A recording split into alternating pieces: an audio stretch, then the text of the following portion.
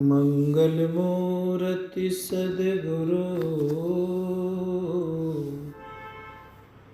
मिलवै सर्वाधार। मंगलमय मंगल करन बिनवा बारंबार। धन्य धन्य सद्गुरु सुखदा। महिमा कही न जाय, जो कछु कहूँ तुम्हारी कृपा।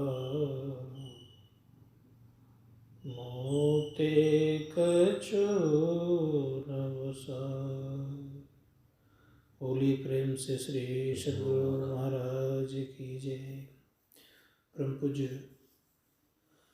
सद्गुरुदेव के पावन श्री चरणों में कोटि नमन। परमादरणीय परमानंदम समस्त विद्वतजन, संवेद समादरणीय सज्जन नारायणी माता तथा भक्तिवती गाना।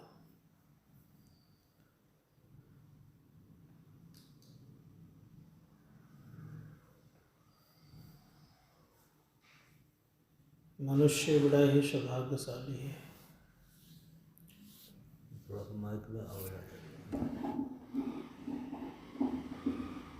परमात्मा ने हम आपको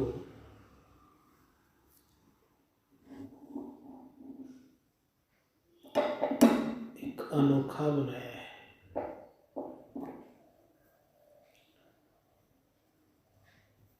जितनी सुविधाएं हम आपको इस शरीर में विद्यमान है, सारी सुविधाएं सब जीवों के अंतर्गत में नहीं है। विशेषता ये है कि परमपिता परमात्मा ने अपने तक पहुँचने का, अपने जैसा बनने का रास्ता छोड़ के गए हुए हैं। और उस रास्ते की विशेषता ये है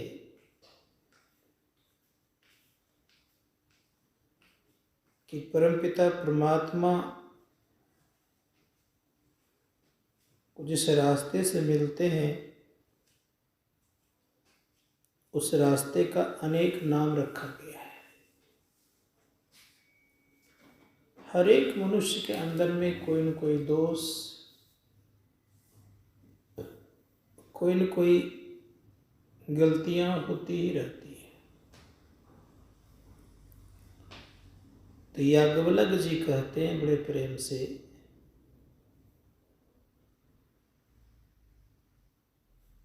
कहा इंद्रियकृत दोषों को जो नाश करता है उसे नासी कहते, और इंद्रियकृत पापों को जो दोष कहता है उसे वर्णा कहते हैं। वर्णा और नासी के बीच की जो स्थिति है, जो बीच का स्थान है, उसी को संत महात्मागण कहते हैं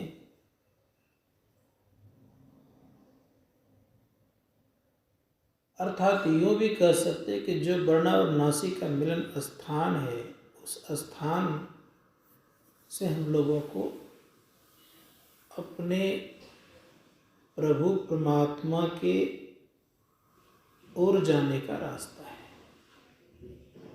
क्या रास्ता है? बोल। परम परमात्मा की तरफ जाने का रास्ता है। इसीलिए उस रास्ते की बड़ी विशेषता है। जब तक दोष और पाप दोनों खत्म नहीं होते, तब तक उस रास्ते पर चलना मुश्किल है। इसीलिए संत महात्मागण कहते हैं याज्ञवल्क्य जी कह रहे हैं कि इंद्रियकृत दोषों को नाश करना और इंद्रियकृत पापों को नाश करना, इन दोनों को जो नाश कर देता है वही व्यक्ति एक न एक दिन अविमुक्त हो जाता है, अर्थात सारे बंधनों से मुक्त हो जाता है। वहाँ से चलने पर हम लोगों को प्रयास करना चाहिए वहाँ से चले। उस स्थान को कैसे पाया जाए, ये परम सौभाग्य की बात ये है कि उस स्थान को पाने के लिए केवल देखने की जरूरत है। एक ही जगह अगर देखा जाए तो देखते देखते ये होता है कि उस स्थान को प्राप्त करता है। धरणीदास जी महाराज उच्च कोटि के संत हो गए। धरणीदास जी महाराज, उन्होंने कहा, संत धरणीदास जी महाराज कहते हैं, धरणी निर्मल नासिका। ये भी नासिका का प्रयोग कर रहे हैं। कहा धरणी निर्मल नासिका, निरखत रहो नयन की कोर, सहजे चंदा उघिए भवन होत इंजोर। भगवान श्री कृष्ण भी श्रीमद् भागवत महापुराण में कहते हैं, उन्होंने भी कहा कि सम आसन आसीना सम का यथा सुखम हस्तावुत अधाया स्वनसाग्रे कृते छना। अर्थात भगवान श्री कृष्ण भी कहते हैं, सुखपूर्वक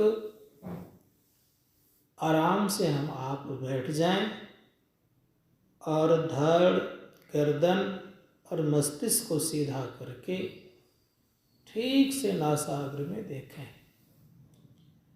जब देखते हैं तो क्या होता है, आप ही आप बिंदु झलके पट गिरा निरखत रहो। देखते देखते अपने आप हम आपके जीवन में बिंदु का उदय होता है। बिंदु का उदय होना, सर्वप्रथम बात तो यह है कि उस रास्ते पर चलना, बिंदु का उदय करने के लिए चलना तो क्या करना पड़ेगा, दो तरफ खाई है, इधर भी खाई और इधर भी खाई है। अब पतला सा मार्ग है और उस मार्ग पर हम आप चलेंगे। जैसे कभी कभी कहीं कहीं मैंने देखा है, बिजली का पोल नहीं होता, बिजली का खंभा, उसको लोग लगा तो उस पर लोग चलता है। अब दोनों तरफ पानी है, लेकिन कोई कोई पार कर जाता है और कोई कोई अनबैलेंस जहाँ होता है, अर्थात इधर उधर देखता तो धड़ाम से गिर जाता है। कहते हैं ठीक उसी प्रकार से परमपिता परमात्मा ने इस तरह व्यवस्था करके रखे हैं कि जब एक ही तरफ और एक ही रास्ता पर ख्याल रहता है, उस केवल रास्ते को देखते जाता है तो उसका पार लग जाता है, और इधर उधर देखता है तो वह वहीं वहीं पड़ा रह जाता है, अर्थात गिर जाता है। इसीलिए संतों ने कहा कि हम आपको उस पवित्र रास्ते पर चलने के लिए अगल बगल से अपनी दृष्टि को समेटना पड़ेगा। अगल बगल कहीं दृष्टि न डोले। इधर उधर डोलने पर क्या होगा, हम उस रास्ते पर चल नहीं पाएंगे। कहा अगल बगल कहीं दृष्टि न डोले, सन्मुख बिंदु पकड़ लागी, और सुखमनिया में मोरी नजर लागी। इधर उधर दृष्टि जहाँ डोलती है तो सुखमना में मेरा नज़र, यह हम आपका नज़र नहीं लगता है। अगर सुखमना में नज़र लगाना है तो कहा इधर उधर देखना छोड़ दीजिए। परम पूज्य गुरुदेव ने तो कह दिया इधर उधर मत देखो, लेकिन अन्य संत महात्मा गण भी यही बात कहते हैं। इसीलिए संतों की वाणी को मान करके हम आपको चलना चाहिए। हमारे गुरु महाराज कहते हैं एक जगह देखो। उन्होंने भी कहा कि लखत लखत छवि बिंदु प्रभु की, ज्योति मंडल दसिधाई। देखते देखते एक न एक दिन दिखता है, लेकिन देखने के लिए हम लोगों को रोज नियमित अभ्यास करना चाहिए। परम पूज्य गुरुदेव कहते हैं कि जब तक सूरत कांपती रहती है तब तक सही सलामत देखा नहीं जाता है। कांपना बंद हो जाए, सूरत प्रौढ़ हो जाए, तब जो देखने में आएगा तब आपको वास्तविक देखना होगा। उन्होंने कहा कपनी सहजय छुटे प्रौढ़ हो गए सूरत। जब सूरत प्रौढ़ होता है तब लगे टकटकी खूब जोर बरजोर से, तभी टकटकी लगती है, उसके पहले संभव नहीं है। इसीलिए जब तक सूरत कांप रही है तब तक मेरा सूरत प्रौढ़ नहीं हुआ है, परिपक्व नहीं हुआ है। इसी का अभ्यास करना चाहिए। इसी का अभ्यास करते करते करते ताकत आती है, तब वो बेचारे आगे बढ़ते हैं। संत कबीर साहब ने भी तो कह दिया कि चित्त से शब्द सुनो श्रवण दे, उठत मधुर धुन रागरी। अब करें दो कर जोड़ी, शीस चरणन दे भक्ति अचल बर मांगरी। दो किरणें की धाराओं को हम जोड़ें और जहाँ जुटेगा तब जो भक्ति का प्रारंभ हो जाएगा तो समझिए कि हम तब ऊपर की तरफ चलेंगे। मैंने कल भी कहा था कि अगर हम आपका चित्त स्थिर हो जाए तब क्या होगा, तो कहा चंचल चित्त को थीर कर चौथे में चित्त लाओ, चंद्र सुधारस चाखी के चिंतामणि पद पाओ। संत गोसाई लक्ष्मीपति जी महाराज का वचन है यह। उन्हें कहा कि हमारा जो चंचल चित्त है इसको स्थिर करो, और चौथे कहते हैं तुरीय में चित्त को लाओ। क्या मिलेगा, कहा अगर वहाँ अस्थिर हो गया, तुरीय में चित्त बन गया तो चंद्र सुधा रस चाखी के चिंतामणि पद पाओ। एक दिन ऐसी स्थिति हो जाएगी। इसीलिए कबीर साहब ने भी कहने कृपा की, कबीर कमल प्रकाशिया उगा निर्मल सूर, रैन अंधेरी मिट गई बाजे अनहद तूर। तब जो देखना जानते हैं, जो अच्छे तरह से खूब बढ़िया से देखते हैं, तो सहजो भाई भी बड़ा सुंदर शब्द उन्होंने कही है। उन्होंने कहा है ये मन जब थक जाता है तब वो बेचारा आगे कोई भी साधक बढ़ता है। इसीलिए थकाना चाहिए मन को। एक संत हो गए, उन्होंने भी बड़ी अच्छी बात कही। उन्होंने कहा थकत थकत थक जाई हो। मन थकते थकते तो थक जाता है। थकेगा कैसे, इसको काम दिया तब तो थके ये। बाहरी काम में ये मन थकता नहीं है, विषय का भोग करने में ये मन कभी थकता नहीं है। लेकिन जब अंतर साधना करने लग जाता है तब ये थकने लग जाता है। अंदर में प्रवेश करना चाहता है तब थकता है। इसीलिए संत महात्मा गण कहते हैं कि जब ऊपर की चढ़ाई करता है तब ये मन थकता है, और नीचे रहता है तो थकता नहीं है। इसलिए हम लोगों को प्रयास और प्रयत्न करना चाहिए ऊपर की तरफ चलने के लिए। जो ऊपर की तरफ चलेंगे तो हमारे गुरु महाराज का तो दृष्टि रथ पर चढ़ करके, और जो उस दृष्टि रथ को हाँकते हैं, उस पर जो चलते हैं, तो उनके अंदर में अवश्य ही बिंदु का उदय होता है। तो मैं इस बात को सदैव समझ रहा हूँ कि हम लोगों को दृष्टि पर सवार होना चाहिए। दूसरे जब गुरु महाराज कहते हैं कि दृष्टि पर सवार कौन होगा, तो उन्होंने कहने कृपा की कि खोज करो अंतर उजियारी, दृष्टिवान कोई देखा है। जो व्यक्ति दृष्टि योग को देखना दृष्टि को स्थिर करना चाहेंगे, वही व्यक्ति दृष्टिवान बनते हैं। उन्हीं के जीवन में उजियाला आता है, अंधकार से प्रकाश में हो जाता है। तो गुरु महाराज कह रहे हैं कि खोज करो अंतर उजियारी, दृष्टिवान कोई देखा है। दृष्टिवान कौन होगा, जैसे उदाहरण रूप में आप देखिए, गाड़ी पर सवार है तो गाड़ीवान हो गया, ड्राइवर है तो गाड़ीवान हो गया। चलाना जानता है तब वो ड्राइवर कहलाता है, तब वो गाड़ीमान कहलाता है। और चलाना नहीं तो उसको गाड़ीमान कोई नहीं कहेगा, सवारी भले कहेगा।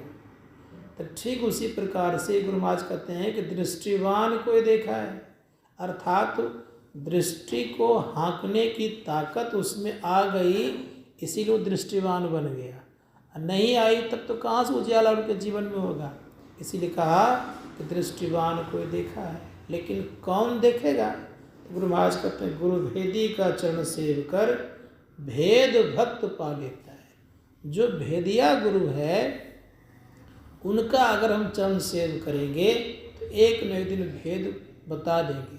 भगवान श्री कृष्ण ने भी यही बात कहने की कृपा की, अर्जुन से कहा कि हे अर्जुन, तत्वदर्शियों की सेवा करो, प्रणिपातेन परिप्रश्नेन सेविया उपदक्षन्ति ते ज्ञानम ज्ञानस्तदर्शिना। कहा कि जो ज्ञानी है उनकी सेवा करो, उनकी सेवा करने से तुम्हें वो तत्व ज्ञान का भेद बताएंगे। तो गुरु भेदी के पास हम जा कर के उनसे भेद लेकर के जब हम अपने अंदर में चलेंगे तो क्या करेंगे, वो क्या बताएंगे? तो कहा निस्दिन सुरत अधर पर कर कर अंधकार फट जाता है। अब प्रत्येक दिन वो सूरत को अधर पर करेगा, और जब अधर पर करेगा तो अंधकार फटेगा।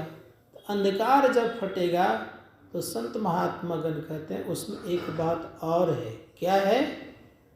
तो कहा कि जैसे अंधकार फटता है तो संत महात्मा गण कहते हैं कि बिंदु में तहाँ नाद बोले, रैन दिवस सुहावना। अंधकार फटता है तो बिंदु का उदय भी होता है। तो गुरु महाराज कहते हैं पहले तो 5 तत्वों का रंग देखता हो, पीली नीली लाल सफ़ेदी स्याही सन्मुख आता है, छट छट छट छट बिजली छटके भोर का तार दिखाता है। इस पर ठहर गए तो नाद की प्राप्ति लोग कर लेता है। इसलिए कहा कि भोर का तार दिखाता है, चंदा उगत उदय हो रवि हो धूर शब्द मिल जाता है। इस शब्द को जब पकड़ता है तब संत महात्मा गण का तो उनका अभंग सत्संग भी हो जाता है, उनका फिर कभी भंग नहीं होता। इसीलिए हम लोगों ने एक शब्द सुने हैं गुरु महाराज के संबंध में ही, गुरु महाराज अभंग सत्संग की बात की है। इसीलिए धर्म कथा बाहर सत्संगा अंतर सत्संग ध्यान अभंगा। ये अभंग ध्यान हो जाता है, फिर उनका संसार में आना जाना नहीं होता है। तो हम लोगों को चाहिए अभंग सत्संग करने के लिए सार शब्द की बड़ी ज़रूरत है जीवन में। तो सार शब्द को पकड़ने के लिए हम आपको चलना पड़ेगा। और रास्ता कहाँ से हो गया? तो रास्ता हो गया आपको ये बिंदु द्वार को पकड़ करके इस पर चलते चलते चलते चलते एक दिन रास्ता हम आप तय करेंगे। इसीलिए इसकी बड़ी आवश्यकता है। और जो उस रास्ते को पकड़ लेता है तो उनकी इंद्रियां सारी शिथिल हो जाती है। इसलिए चरणदास जी ने कहने कृपा की, जब से अनहद घोर सुनी इंद्रिय थकित गलित मन हुआ आशा सकल होनी। इंद्रियां थक जाती है, मन गल जाता है और आशाएं सारी चली जाती है। तो हम लोगों को इस पर पूरा पूरा भरोसा और विश्वास रखते हुए सदैव चलने का प्रयास और प्रयत्न करते रहना चाहिए। वही व्यक्ति आगे बढ़ेगा जिनका नित्य दिन अभ्यास होता है। अभ्यास करने वाला ये धीरे धीरे आगे बढ़ता है। और जो कुछ दिन करे, कुछ दिन के बाद छोड़ दे, फिर शुरू करे, तो मुकाम पर जल्दी पहुंच नहीं पाता है। जैसे हम लोग खरहार कछुए को सब जानते हैं। खरहा तेज चलने वाला था, कछुआ धीरे धीरे चलने वाला था।